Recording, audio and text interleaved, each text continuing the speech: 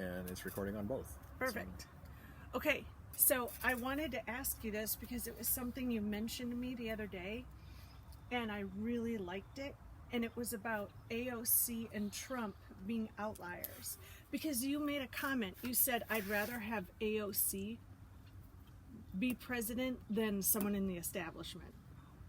Oh no, I didn't say that. What did you say? But you said something. You want you would rather have an outlier. I was commenting when we were talking about the fact that I see a lot more similarity between Donald Trump and Ocasio-Cortez, because they're both outsiders. They're both enemies of the establishment. Yes. Which is a very big thing right now, because as we were talking and described last night, is that I really believe that this election that is coming up in November is a battle between the outsiders and the establishment.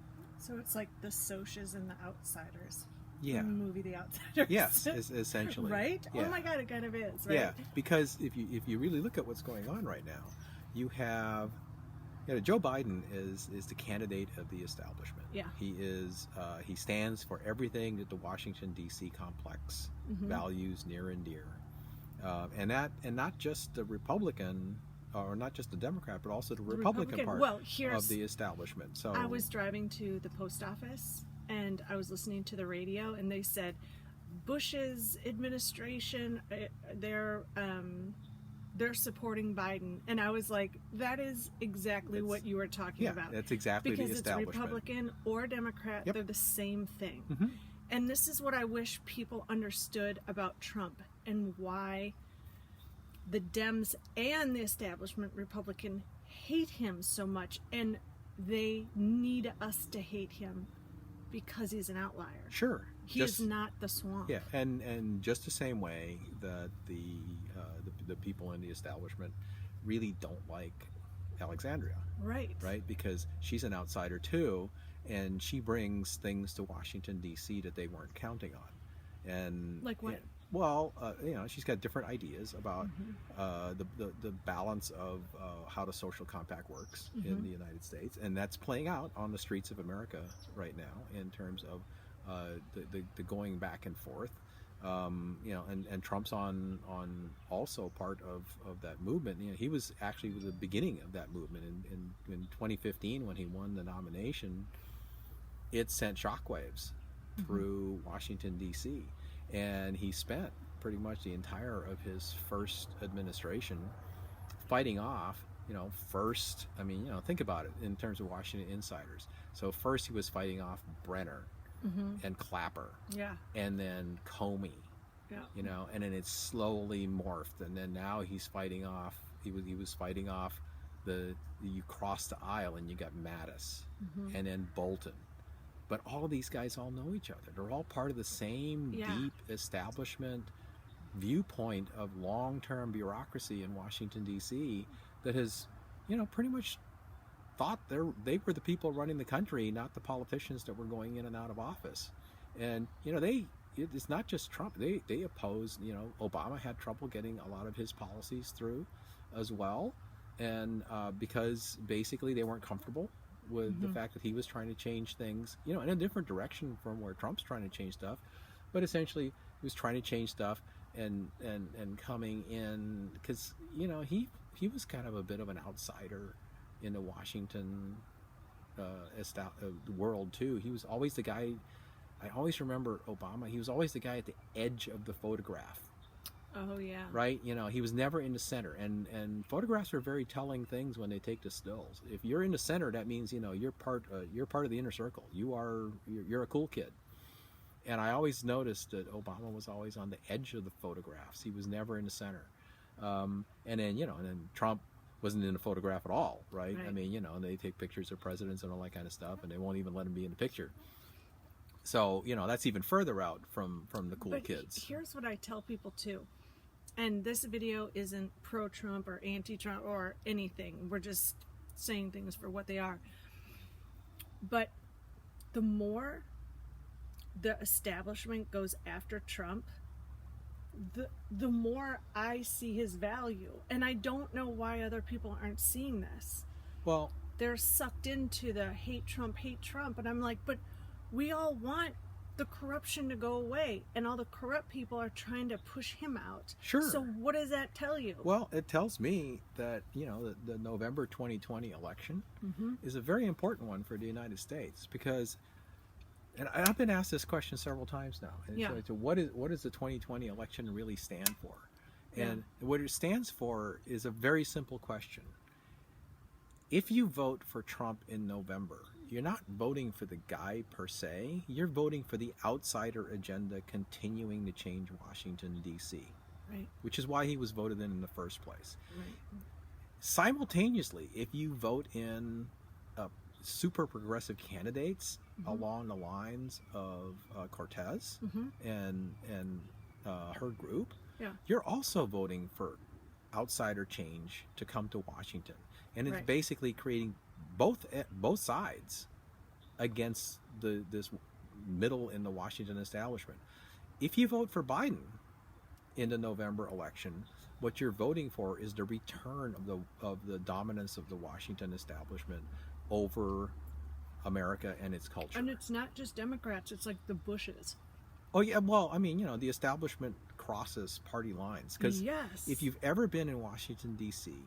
and you've ever observed how it works, so every time an administration changes in Washington D.C., it goes from Republican to Democrat. What actually happens is the people that are in the official offices move out of the official offices into the consulting offices that are being vacated by the other party, who are now moving into the official offices.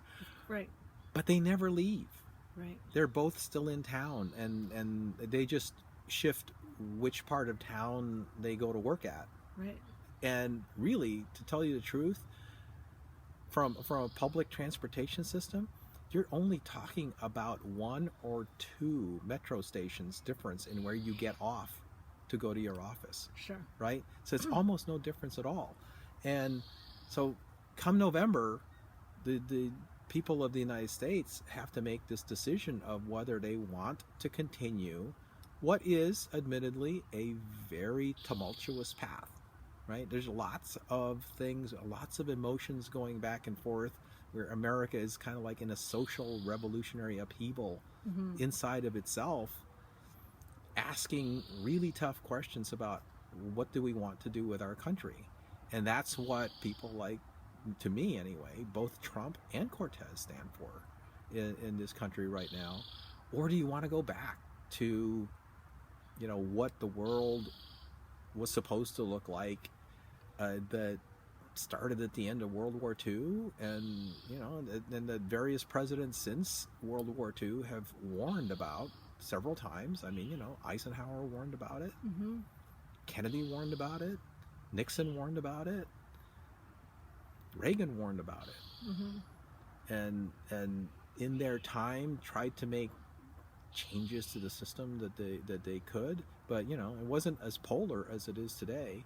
Today, we're asking really tough questions about where the United States goes next. And the last time I think we really asked these kinds of questions with this much energy and emotion and upheaval and hatred between parties, the insiders and the outsiders, was during the administration of Abraham Lincoln. Right. And because Lincoln had a if you really research this, the guy, Lincoln's presidency was kind of like Trump's, in that he would bring in all kinds of people into his administration, including enemies, political enemies of his, so he could observe them, understand what they were up to, and then make executive decisions about where to take the country based on looking at all of the input that he was getting, looking at the but whole not landscape. Being beholden to any of them. Kind of like with Bolton. Well, yeah, I mean, if you look at the Trump presidency, he's doing the same thing. He's bringing in all these people that have ideas that are very, very different from each other and very different from his. Yeah. And he's giving them a chance to make their case. Right.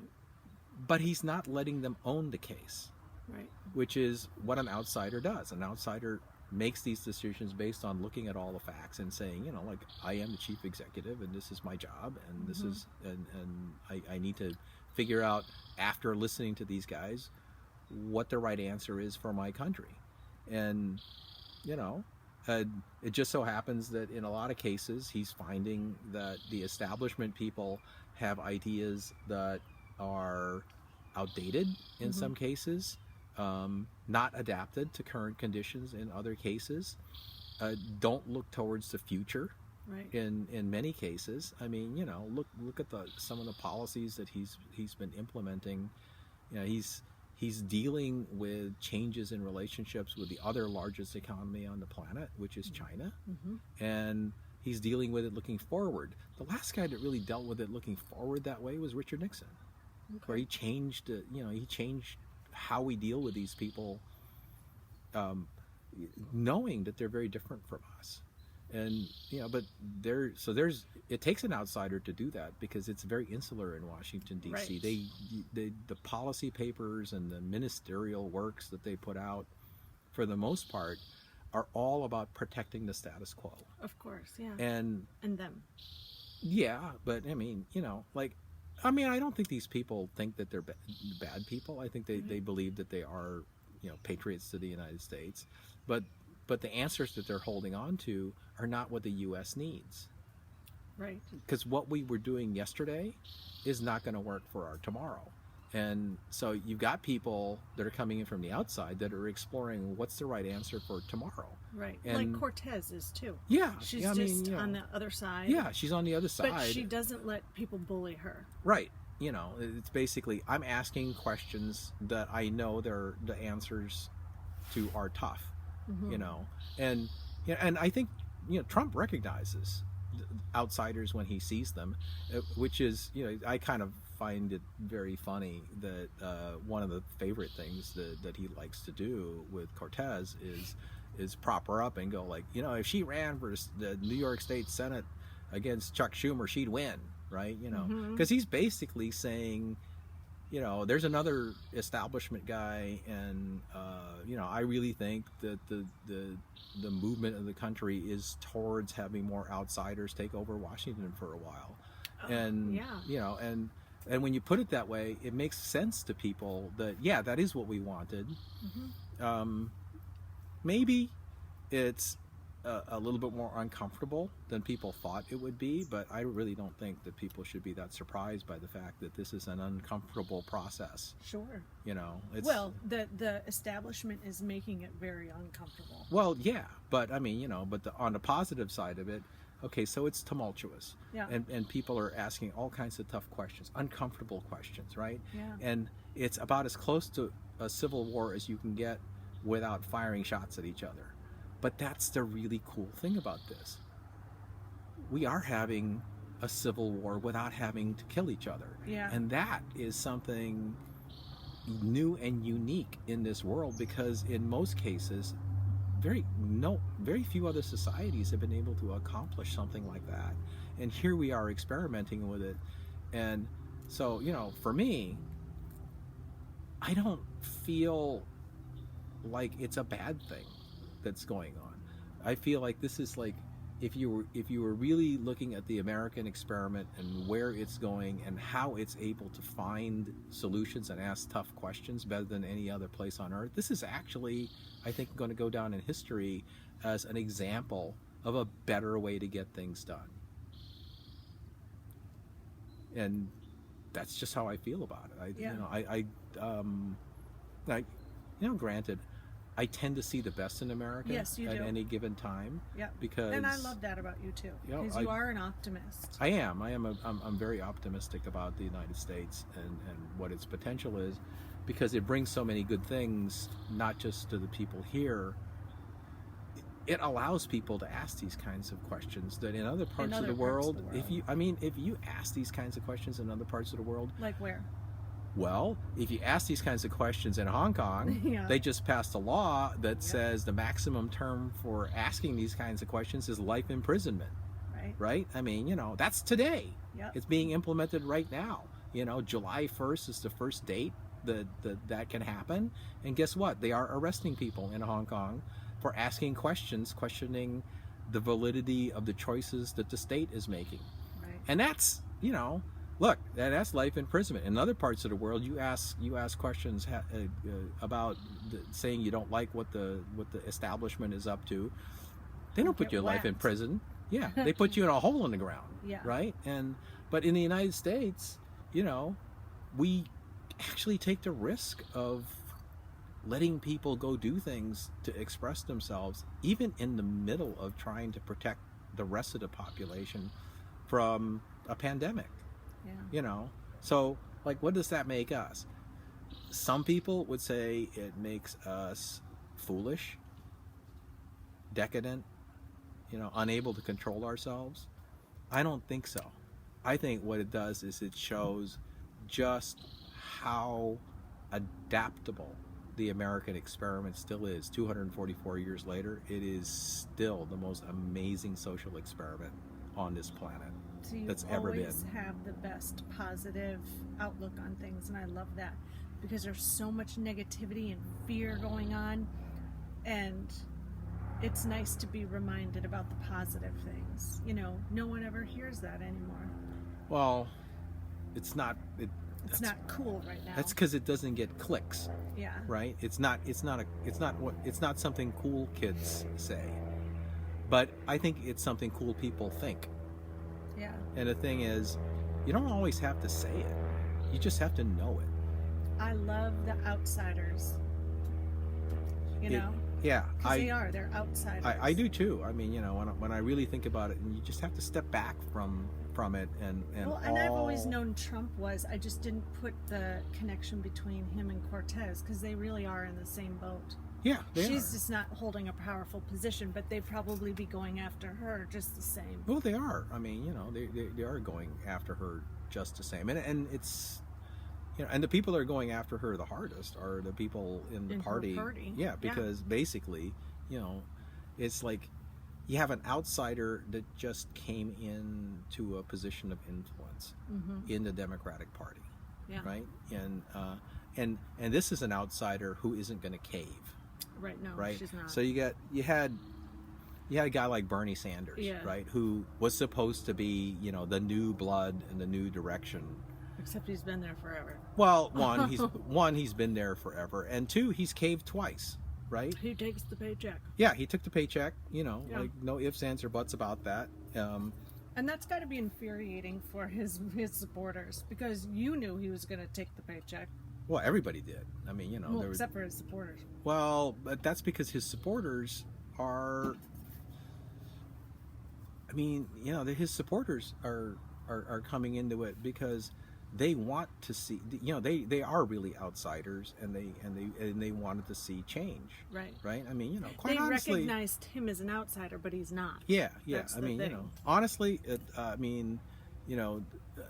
we missed an opportunity in 2016, because I really believe that the 2016 election should have been burning Trump versus Sanders, because that was the real question that people were asking then, because then it would have been two new thoughts competing with each other, but the establishment won that election. Well, not they from didn't win not it. from the standpoint of winning the election in terms of getting their person into they the White manipulated House. It. But what they did is they won a chance for their agenda to fight back at the outsiders. Right. And they have kept that fight up for the last 4 years. I mean, honestly, it's what we've really been witnessing in this country ever since the November 2016 election is the establishment just. Unknown caller.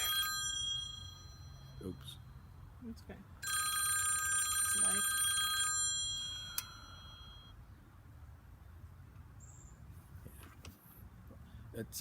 It is that we actually had 4 years of the establishment trying to hold back the outsider agenda. Yeah. And doing everything that it could to slow it down, hoping to get to the next election with as little change happening as possible. they've succeeded to some extent and failed in other ways spectacularly. But the bottom line is that I think a lot more change would have happened if they had gotten out of the way, and I think a lot better change would have happened if they had gotten out of the way sooner. Because in the end, right now, I think, even with COVID, the United States in the groundwork that was laid out by the Trump administration leading up to this moment in time still has so much more potential, because it's adapted the U.S. relationships with the rest of the world and in ways that set the U.S. in motion for actually working well with other countries and other spheres of influence for maybe another 10 to 20 years, and it just doesn't work the way these guys want it to work. Right. But it works in ways that are acceptable to these other countries. The only area of the world that does not want to cooperate with that turns out to be Western Europe, because they have a parallel establishment in their world that does not want to move forward either. Right. But other parts of the world, they're a bit more pragmatic. I think our future potential relationships with former adversaries are in much better shape. I agree. I think Totally I think agree. because and it was short-circuited by the advent of the coronavirus, but the position that both the Trump administration and Chinese government were able to put into place the foundations of the trade agreement that was supposed to start in January are something that the two largest economies on the planet are going to be able to work with, and despite the fact that both of them are undergoing social upheaval internally, so we look at the stuff that's happening here, but in China, you got exactly the same thing going on. It's a battle between the traditionalists of the Communist Party, who are their version of the old establishment, and the emergence of Hong Kong and all of the other industrial cities in China that are going like, hey, we want some of that action too, which doesn't look like what the Communist Party wants. So essentially you have an outsiders versus establishment thing going on, and then Xi Jinping is the guy that's trying to be the equivalent of Donald Trump to navigate a pathway through all of that for them. And so there's a lot of similarities about what's happening. It's not just happening in the United States, but you open your eyes to the rest of the world right now, and you go, the same kinds of things are happening all over the planet. And the reason is because the same pressures to adapt to the future are hitting the planet all at once. Sure. And so as you ask yourself, again, going back to the 2020 election, like, if the rest of the planet is moving in that direction, whether we move in that direction or not, and we choose to sit out on what's going to happen next for the entire human race, guess who's going to lose?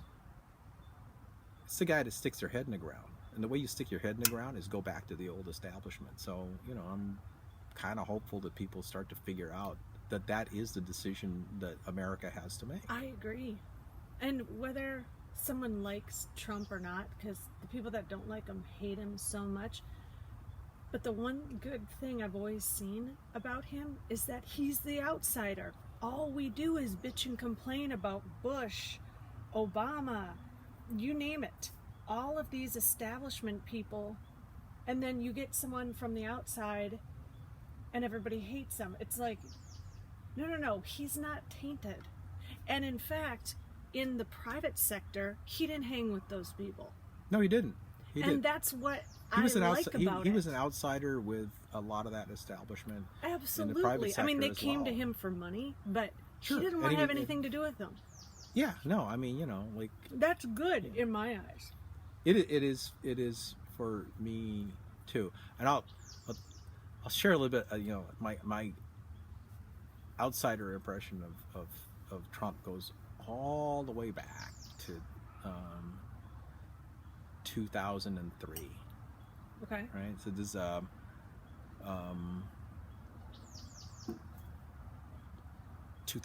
even more than that. It goes all the way back in the 90s. Yeah. right? So way back when the whole thing about going to war in the Middle East over at the time, because the story was we needed oil, and the first time through, we didn't really invade, but the second time through, right? So after 9/11, Okay. so we ramp up and decide that even though the guys that committed 9/11 were from Saudi Arabia, we were going to attack Iraq. I know. Which I'm not laughing. But no, I mean, it's not a laughing matter, because No, it's not. when you step back and think about it, okay, so and anybody that knows their Middle East history understands that Saudi Arabia and Iraq have never liked each other, because they were always competing for who was the most important country in the Arab sphere. Because it's called regional power politics. Hill and Valley politics is what it's called. And so it just kind of struck me weird that, so Right. like these people from Saudi Arabia who were not friends of the Saudi government, but really upstarts within Saudi society that had real problems with the monarchy, go do this. But our government decides that the solution for that is to back the Saudi monarchy and attack Iraq, right? Because we got a grudge from the first Gulf War, right? And so, which was clearly to me, what we were really doing was we were going, okay, so here's an opportunity for the U.S. to play a ranger of who is on top. These are imperial games, and change the matrix of the Middle East so that our guys are at the top of the pyramid. The Saudis In this case, it used to be our guys that we chose to be at the top of the pyramid were the Iranians, because in the 50s when we threw out. Our people threw out the guy that ran put the Pahlavis into power. That was because we made our bet then that so Iran will be our country that will dominate the Middle East and keep all the rest of these people in line, but that didn't go too well, right? And so we were looking for another opportunity again. This establishment drive to put the same thing into place over and over again.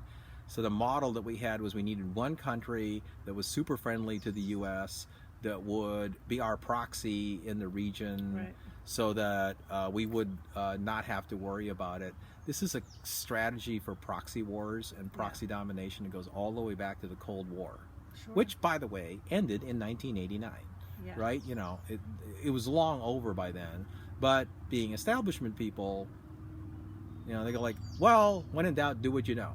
So, but what that really does is that back when in 2002, 2003, when as we're ramping up to go fight the second Gulf War. So I wrote a couple articles against it because I did not think it was a really good idea. I didn't think it was well thought through, and mostly I didn't think it was well thought through because I don't think people understood the level of commitment that if you're going to be an empire and you're going to go into an area, you had better have your society in agreement that you are willing to be there for at least 100 years. Because you're going to have to influence at least 2 to 4 generations of people to change the culture in a region.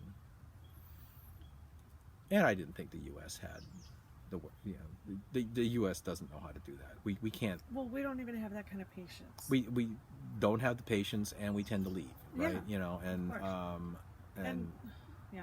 And so, so there were 2 other guys that wrote pieces against going into Iraq. And Trump was one of them. The 2 guys that wrote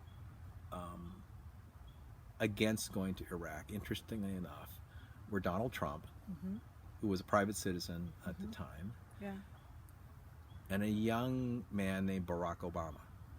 Oh, you're kidding. Both of them wrote against it, and both of them used the argument that we do not have the cultural ethos of an No, empire of course. to do what needs to be done to do this right by those people, and we're just going to get a lot of people hurt and killed. Right, and create enemies And you know, and in the process. yeah, and you know, and look, going into that area, and every time anybody does something in that area,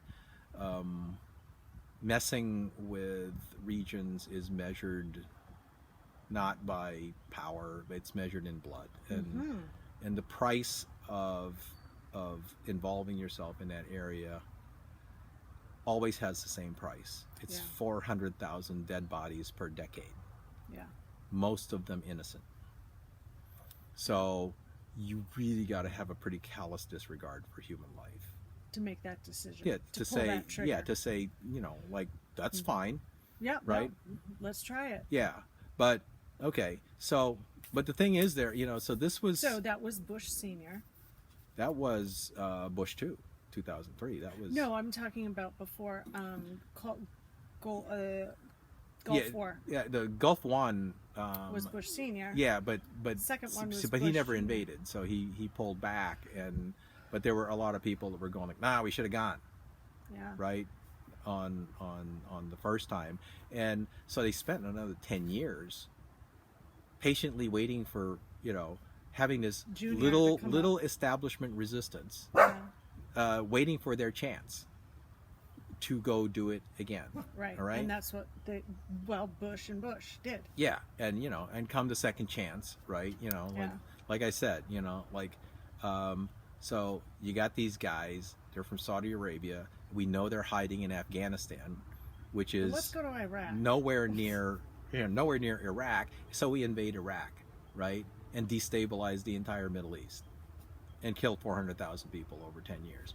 And you're like, it's like, it's weird strategic logic when all is said and done. You go like, couldn't you have figured out a better way to do this? Well, and the thing is, there's a lot of soldiers that were like, wait, what? I mean, it doesn't take, you know, you don't have to be you to look at that situation and go, this is odd. But I mean, soldiers go and they do what they need to do, but I mean, many question. Like, sure. Why? What? You know, why are we doing this, right? Yeah. And okay, so, but, you know, so again, you say, well, what's the real lesson here? The real lesson here is that we have a guy in the White House right now who had the ability to think outside the box back then and ask the kinds of strategic questions about what's right for the U.S. Yeah. way before he ever got into even thinking about being in politics. And, you know, and then you had this Obama guy who was asking the same questions. Obama was, you know, he tried, but the establishment was too strong for him. Totally. He was had his overwhelmed. foot in the door too much with them. He was overwhelmed by, their resistance was much more organized during his administration to trying to do these kinds of things. He wanted out of the Middle East too, right? I mean, you know, but people circulated stories about how his desires and meanings were nefarious, and you know, because there's a lot of subterfuge that goes on when it comes to this kind of stuff. Well, we see it all the time. And so, you know, he didn't get very far in attempting to pursue these policies.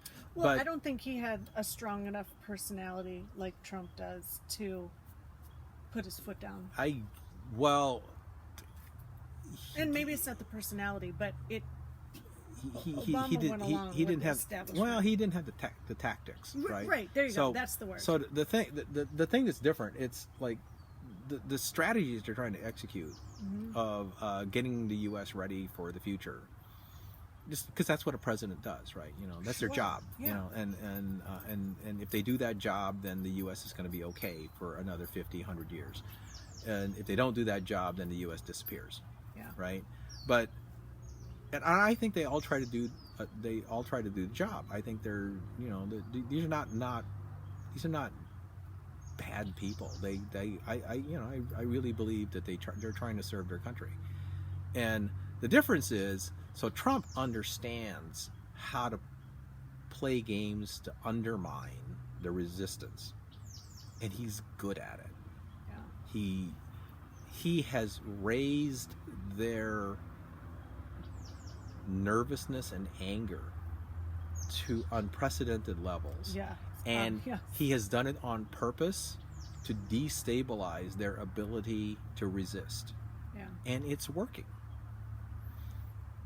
But that's what you got to do. You got to have somebody in there that's a really good operator that knows how to mess with the establishment. Right. And you're not just talking, like, for people that are going to listen to this, you're not just talking about Democrats. You're talking about establishment Republicans, too. Yeah, it's the entire Washington, D.C. Right. South. I mean, because we're talking about establishment, both left and right, versus the outsider. Yeah, I'm beyond party at this point. Totally. Like, I agree with you. This is not a party thing.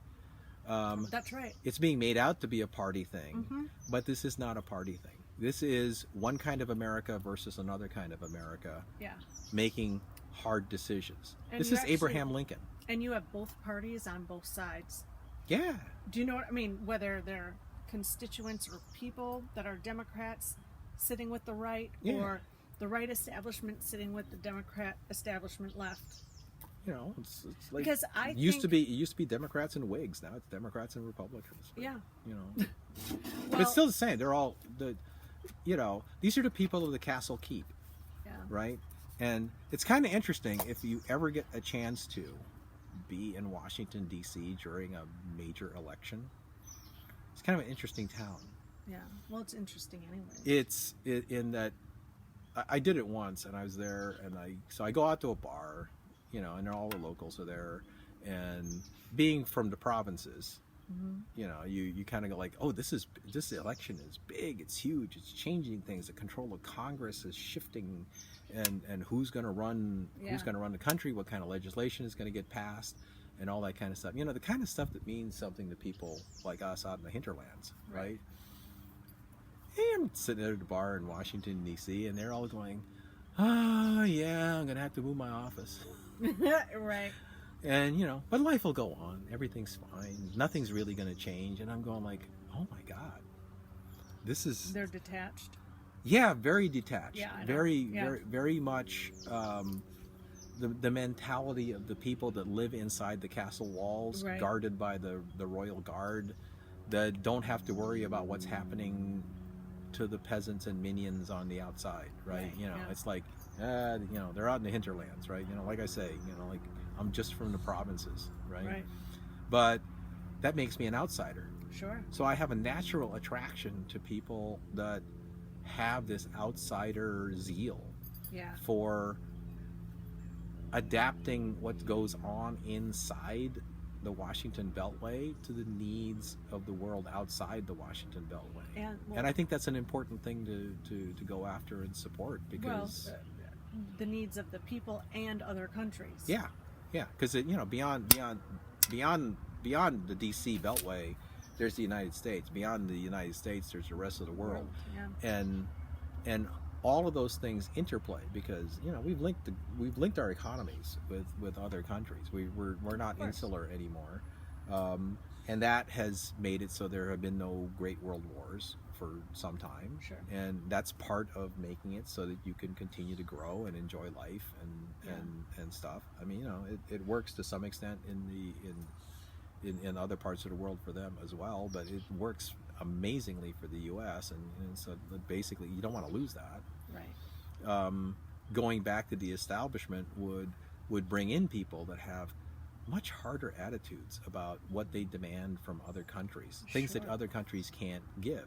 I mean, like there really isn't much difference in the dour view of other countries between a guy like Brennan and Bolton.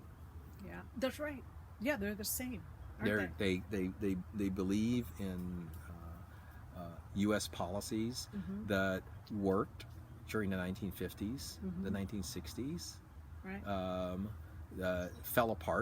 Began to fall apart in the 1970s because this guy named Richard Nixon created this policy that he called détente, that basically says, you know what, we can actually talk to the Soviet Union, right? Yeah, right. And it's okay. We don't have to agree. We just have to be able to talk to them, Communicate. right? And before that, it's like we're not talking to these guys at all, Right. because we just don't like them, right? Very tribal. Mm-hmm.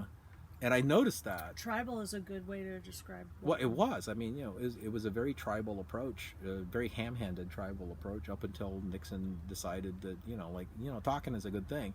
And then a few years later, with Reagan, the talking was vital. Yeah. Because otherwise that's where you came in. we were going to kill each other. Yeah. We're going to do that in the next that's video. another story for another time. Yeah. Yeah. Well, that's the next video. But basically, so it became important to talk, right? And that's, I think, that's a lesson that I think people need to remember today. Inside the U.S., we've become tribal. Yes. And we've forgotten that we can just how important it is to talk to each other, because that's how you actually solve things. There are some powers that be that want us to be tribal. Well, I mean, if you're establishment and you're Yes. trying to stake out the territory that makes you comfortable, but what does an establishment guy's comfort zone have to do with right and wrong? Very Right. little, actually. Well, I mean, yeah. when you really think about it, it's like, so there's somebody that believes in positional bargaining, which is John Bolton, right? Right. He believed in that, as opposed to outcome bargaining, which is what Trump believes in. Right. He cares about that neither party's going to get everything they want, Mm-hmm. but it's going to be an equitable experience. and the answer won't be perfect, but it'll allow us to move to the next stepping stone. That's very much a Richard Nixon thing too. Yeah. And that's a Donald Trump thing. But establishment guys, and Bolton's a very good example of that. Like tire iron type thing. It's like, unless everything is perfect, we won't budge. Right. Which basically means you're never going to budge, because there's no such thing as perfect on this planet. And so, like, again, it goes back to this election. If you want a planet that cannot move forward, vote for the establishment. So, But I'm not going to, because I believe in a planet that can move forward. let me ask you this for people, because there's so much hatred towards Trump, and people can't talk to each other about it. We've gotten to that place where if there's one person that likes Trump and the other one likes Biden, they literally can't talk about it. They'll get into a fist Yes, fight. they do. So what do you say to some? Because I see Biden as the Bushes. I see Biden with Obama was the establishment overlooking Obama. Like, they put Biden To a there certain to extent. keep him in line. That was, I think, Right? one of the thoughts there, because he's Biden in his best days Yeah. was, and unfortunately I think he's past his best days, but in his best days, what he was known for was a very gregarious, Yes. get along with everybody Washington insider, Right. right? So this was the guy that you could bring all the people together and go to Have a drink. some place on I Street at late at night Yeah. and sit there and drink and smoke cigars and hash things out Yeah. before going back to Congress in the morning, Mm-hmm. having agreed on what you're going to do. Is very much insider. So in his heyday, he was the insider, one of the insiders of insiders. I mean, the only guy that I think was probably better at it you'd have to go back to people like Tip O'Neill Yeah. in the old days that were really gregarious and could get along with everybody. So, but that's really that's your establishment man, right? Well, I see Biden no different than if Bush was running. I mean, they're the same outfit. Essentially, they So are. what does someone do that hates Trump but doesn't want an establishment person? Well, so this is kind of one of the more difficult This is questions tough. to ask. And Yeah. but here's my theory on that. The thing, back when Kavanaugh was being nominated Mm-hmm. for the Supreme Court, the argument that circulated in the country wasn't about Kavanaugh. Right. It was about Trump. Yeah. Right? And ultimately, it boiled down to an argument over whether or not you thought Trump was a bully. Right. Right? Because Kavanaugh was cast as this bully. Right. It wasn't Kavanaugh that they were accusing of being a bully. It was This Trump. was all about right? Trump. Yeah. And you saw, many of the people that come out of the industry you work in would go on one side or the other. Sure. And so I sat there looking for patterns in terms of what is it that really separates these two groups over this very emotional issue. And I boiled it down to one question to ask to know which side a person was going to be on. And he goes, during your childhood, were you ever picked on or bullied? Because if you were, you carry around with you a childhood trauma. Yeah. About anybody that has a persona of someone who didn't take, that was a bully. Yeah. Or, was pushy. Sure. Right? They're sensitive to right. those And, people. so you got this guy from Queens, Mm-hmm. right? Which is Donald Trump. Mm-hmm. And, he's from Queens, right? Mm-hmm. He's like the honeymooners. Yeah. Yeah. Right? Right. Yeah. Fred Flintstone. Right. Right? Loud, boisterous, very much the persona that somebody that has this trauma from being bullied when they were young would react to deep, deep, deep down in the gut. And it activates things that you don't even realize are tugging at your emotions and taking control of all your reactions.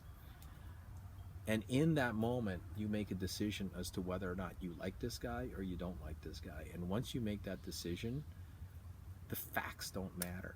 That's right. And that's why you can't talk to anybody. It's at that point it's not this part of your brain anymore that's doing it. It's the animal stem deep down here that has the fight or flight response. Because I've watched two people and there's the pain no budging response, right?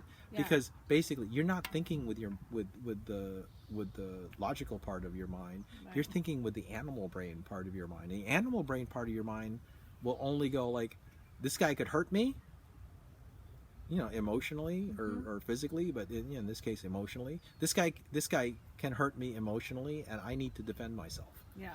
Right. So what people really need to do in order to really understand the real question for America, which is, do you want outsiders to continue to gain influence over what happens to the future of the country? Either, a combination of different sides, but you just do you want more outsiders in Washington, D.C.? Do you want more Trump and Cortez, or do you want more Biden and Bush? Right. Yeah. Yeah. And so that's the question. That's the actual question that happens up here. Right. Right. You have to get over the emotional reaction that's happening in the back of your head, which is, this guy's a bully. I don't like that, and I can't vote for anybody that hits that part of me. So this is a bit of a mind over matter. It's a mind over emotion thing. Yeah. That people over the next few months have to learn to ask that question, like, am I being driven by stuff that happened to me in my childhood today? That, it does bother me, because like, who likes bullies, right? Right. Yeah. Who likes remembering having been picked on, right? Yeah. So like somebody like me, I don't ever recall ever having been bullied, picked on, or looked down upon, or anything like that. So to me, I'm one of those people that goes like, well, I can't relate to that gut instinct because I don't have that gut instinct. So to me, I just look at the simpler issues, or not necessarily simpler, but the upper level issues of so we're facing this question between outsiders versus establishment. And it's easy for me to do that because I don't have that emotional baggage, but other people do. Right, but you're also an analyst. You're incredibly Anal. analistic. No, I am. It's okay. No. I'm used to it by now. No, I've but I spent, mean, I've spent that's my what it- whole life solving puzzles, Well, you're and very- I'm not about to stop now. You are a pragmatic, and you're an analyst, so you can your whole career was looking and analyzing without emotion so that you could see clearly. So of course this is easy for you, hard for most people. And also, in the end, I love my country Yeah. more than my pride, Yeah. which is Unlike Bolton. well, I mean, I'm picking on Bolton. like the guy believes he's right. Yeah. He's not, right? But there's a lot of other people believe they're right and they're not, and Yeah. and that's somewhere along the way they have to learn for themselves that we're all just cogs in Yeah. a big wheel, right? Right. It's like, like my reaction to that whole thing is like, geez, John, I mean, it's not like I haven't done my share of stuff Sure. to make a difference for very many of the same things. It's just, I just don't go around being a prick about it, Right. right? Because that's not what we were there for. We were there to just serve this country. Yeah, and work as a team, and it's not a one-man show. Yeah, like Speaking of that, can we do your Reykjavik story next? yeah. It's a very long video at this point. I That, know. right? We have to wrap it up. But yeah, we can talk about that. Yeah, let's because, do it. Because that has a lot to do with where the world is going to go and it also tomorrow has as well. a lot to do with your perspective on everything. Yeah, you mean being anal? Being very anal. Very, yeah. very. I am. Analistic. I am, which is why you brought me this to loosen my mouth. Exactly. All right, let's do we'll wrap this one up and then we'll do the next video.